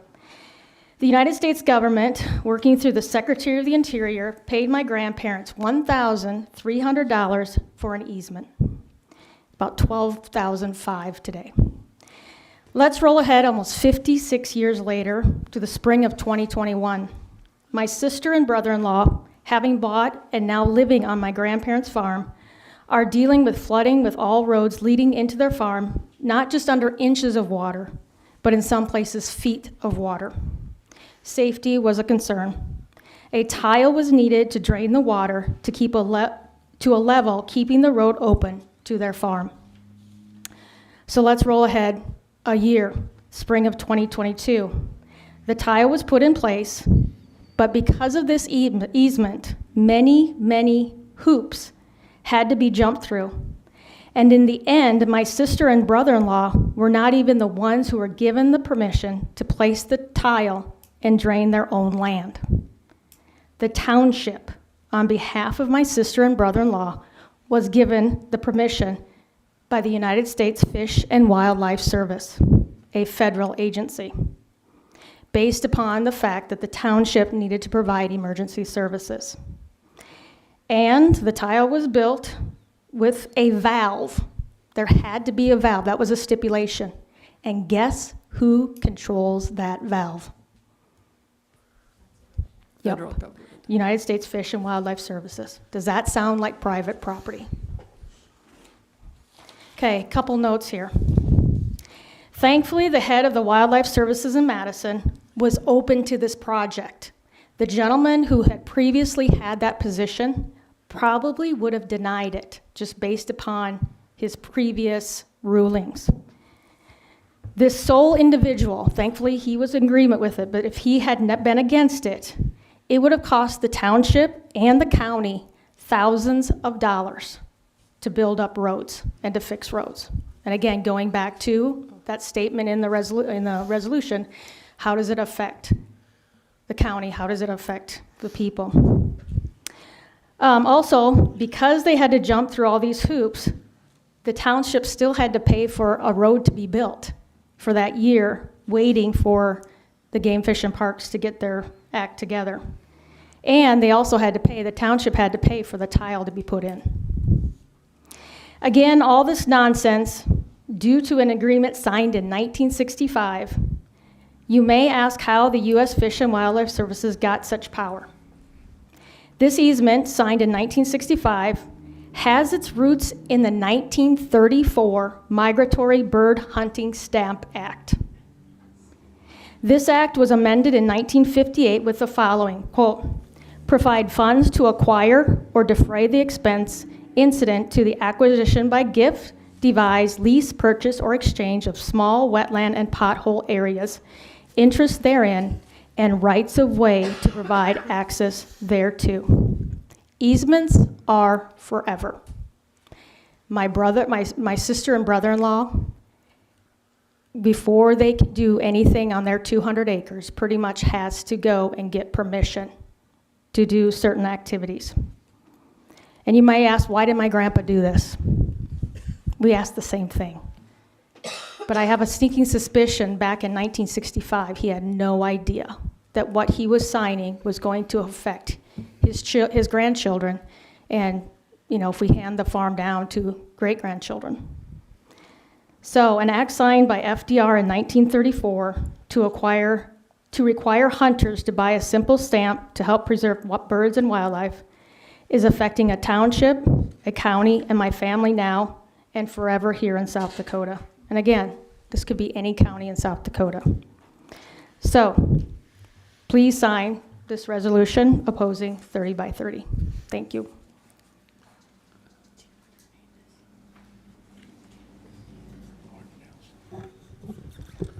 Thank you. Anybody else? Okay. We'll call discussion to an end, and I would suggest that we not vote on this tonight, but take it home, look through all the information that we've gotten, and come prepared at our next meeting to make a decision. Does that sound like a reasonable? Or perhaps Mr. Hunoff can tighten up the language, since he finds it to be, and maybe that new language would make it more palatable. I'm sorry?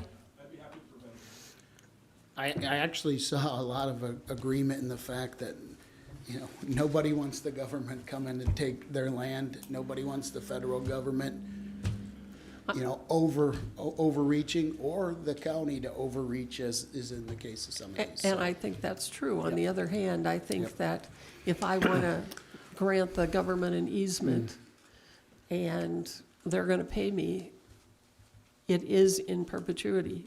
I mean, that's what an easement means. It goes on forever. It's not just a 5 or 10 year deal like a CRP program is. So I would second that motion, Don. The one about taking it home and thinking about it. Okay. That one. The only other thing I would add is I don't have the resolution in the public packet. And maybe I'll send it to you, Dan. well, I have it emailed, but it should probably be on the public packet so that everybody who looks on it kind of Can knows see what it. we have. Yeah. Because we have it, but I don't know if does anybody in the public have a copy of it? Okay, and that should be public Yeah, it should be knowledge. public, it should Yes. be Well, we like can put it so on the we're website. Yes, discussing the yeah, same let's thing. let's Yeah. do that. Good So, suggestion. thanks. Okay, the next item on Well, the, do you want the one that Well- Julie presented, or the Well, one? if that's the case, I'd like to be able to amend it also. I think we're, I think, To amend it also, if we're allowing someone else to. Yeah, I'd be fine. Yeah. That's If fine. Bert, if you I have a think- proposal. I would suggest that we make our decision at the next meeting, and if that decision is to make amendments, we offer that. But right now, I think let's just move on and we have a motion on Do the you think floor. maybe, like Bernie and Julie can share their proposed amendments to us, though? Just, Well, because I think that'll save two additional meetings yes. of people who are disappointed or objecting. Maybe they can get one that works. I don't think there has to be a motion because you're not approving anything. You can just, a board agree that they're gonna redo the resolution. Yeah.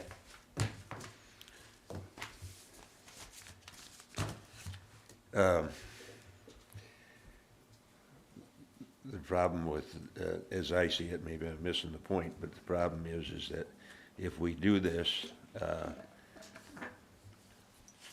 it's gonna take a period of time to get that done, and then we gotta come back and give the people a chance to hear what the changes are, and it just moves it on down the road. Well, So what, nothing keeps any private landowner from signing their land up in the interim anyway. So who cares if it's moved down the road? Apparently, they have a 7-year window. Well, I think we include the original resolution. We let them share what they think good amendments would be to that resolution. They can share that to us. What we include in the packet is the original resolution. In the next meeting, we make the amendments and we So discuss the amendments. can we ask for a redlined copy of the changes by a week from today? So we can Yeah. To review give it us- and talk about it at our next meeting. Yeah. Vote on it at our next meeting. It would have to be before the Monday before the meeting because it has to be in your packets by Friday. And I'd be willing to meet with both parties if you guys want. I think you both had great suggestions, to tell you the truth, so. So, Mr. Chairman, I would suggest that, as you mentioned, next meeting, we vote or decide on the current resolution that has been presented to us. And I agree that we need to look at the amendments, either probably prior to our next meeting and make a decision. We can always approve or disapprove of the current resolution that's been presented to us, and then make adjustments and also vote or decide on the amended resolution at that time. Everybody okay with John's suggestion? Sure. I am. Good. Thank you. The next item on the agenda is strategic updates. I'm going to go through that a little later, so we'll skip that item. Public comment.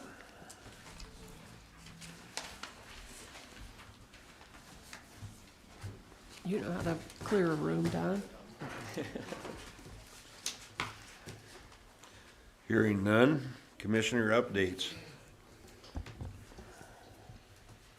Dan? We're gonna start with me. John and I met with an individual that was recommended to us for our ambulance service, and he visited with us a little bit about his recommendations. The guy's done a substantial amount of work in the field, and we shared with him a little bit of our situation, and he said, well, that sounds like every ambulance in the whole country.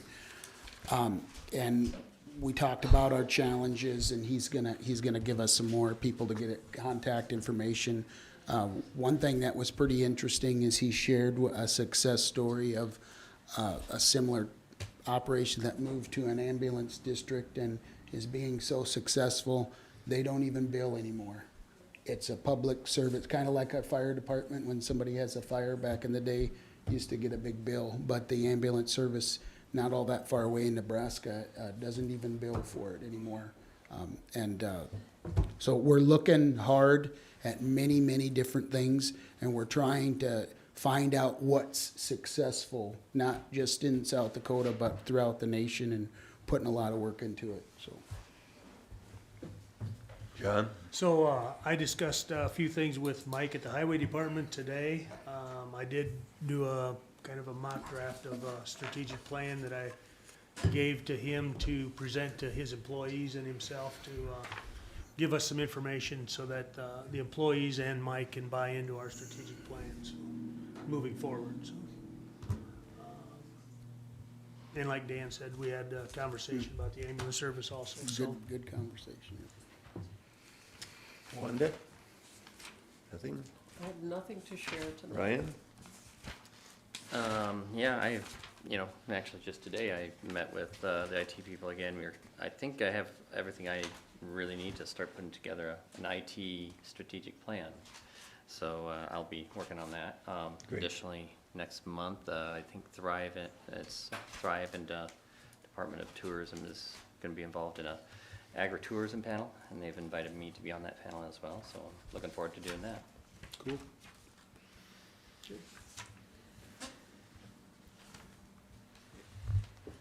Okay, then I'd entertain a motion to go into executive session. I would move to go into executive session for Second. poor relief, Oops, sorry. as well as personnel issues pursuant to SDCL 1-25-2 and 1-25-2 sub 1. Now? Second. Motion and a second. Discussion. All in favor say aye. Aye. Motion carries. Take your little,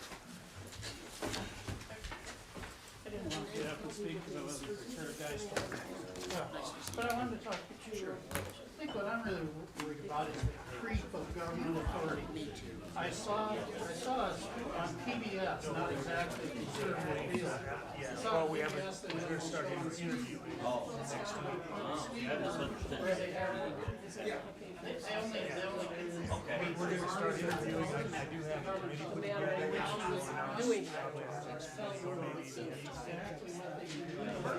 An interview committee. He is one of the applicants. Interviewing next week. Going through the same. Well, at quarterly, the same as everybody else, quarterly. It just seems like he's here more often. Because he was here one time to ask for money for a new truck, he was here one time to ask that we advertise or not advertise for, to fill that spot, to just pick him. He's here quite often, but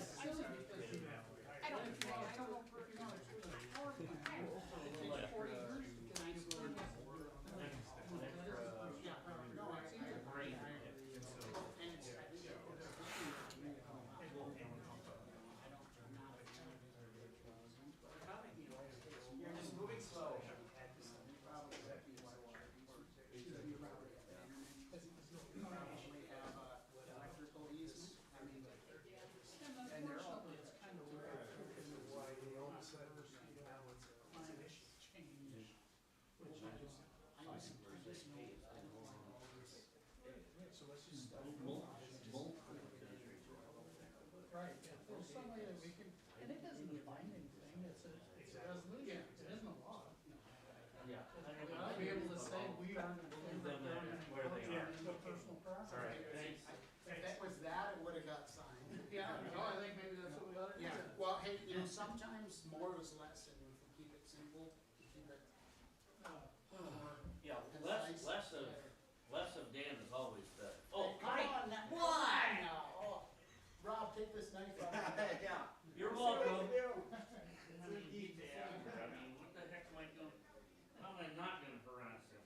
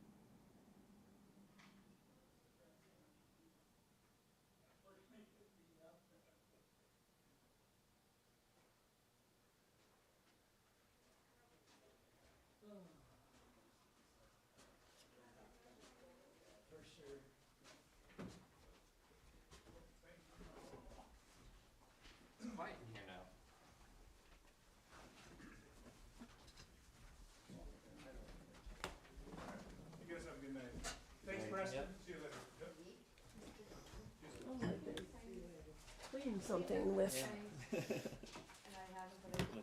the whole place. I don't know what they did. All right. I make a motion to come out of executive session. Second. We have a motion and a second to come out of executive session. Discussion, all in favor say aye. Aye. Opposed the same, motion carries.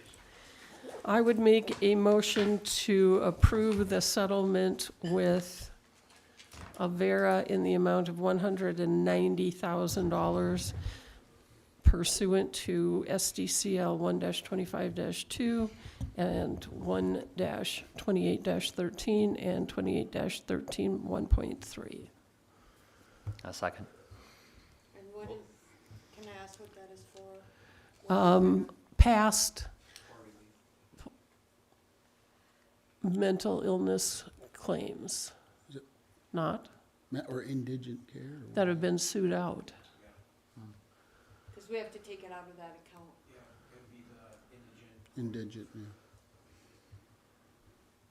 Well, no, that we have, there's a special account for mental illness.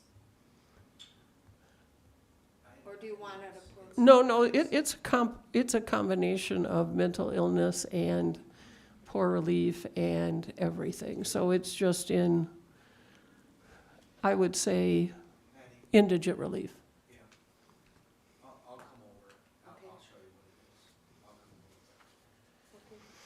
Just Yeah. 190,000 flat. Flat. And that check is written to Avera Yankton? No, But it's Avera, wouldn't it be Accounts Management Incorporated, AMI? Avera Accounts Management? Just Accounts Just to put in the- Management, Just Inc. to put in the minutes. Have a motion and a second. Any other discussion? Hearing none, all in favor say aye. Aye. Opposed the same, motion carries. And I would indicate that after meeting in executive session, there is no action to be taken on personnel issues pursuant to SDCL 1-25-2 sub 1. Thank you. It's not on the agenda, but items, does anybody have items for the next meeting? No, I don't. According to. Make a motion to adjourn? I'd entertain a motion to adjourn. So moved. Second. Have a motion and a second. Discussion, all in favor say aye. Aye. Opposed the same, motion carries. We are adjourned. See you guys tomorrow. Yes. Nice job keeping the peace, Don. You did a good job. Thanks. We'll see you.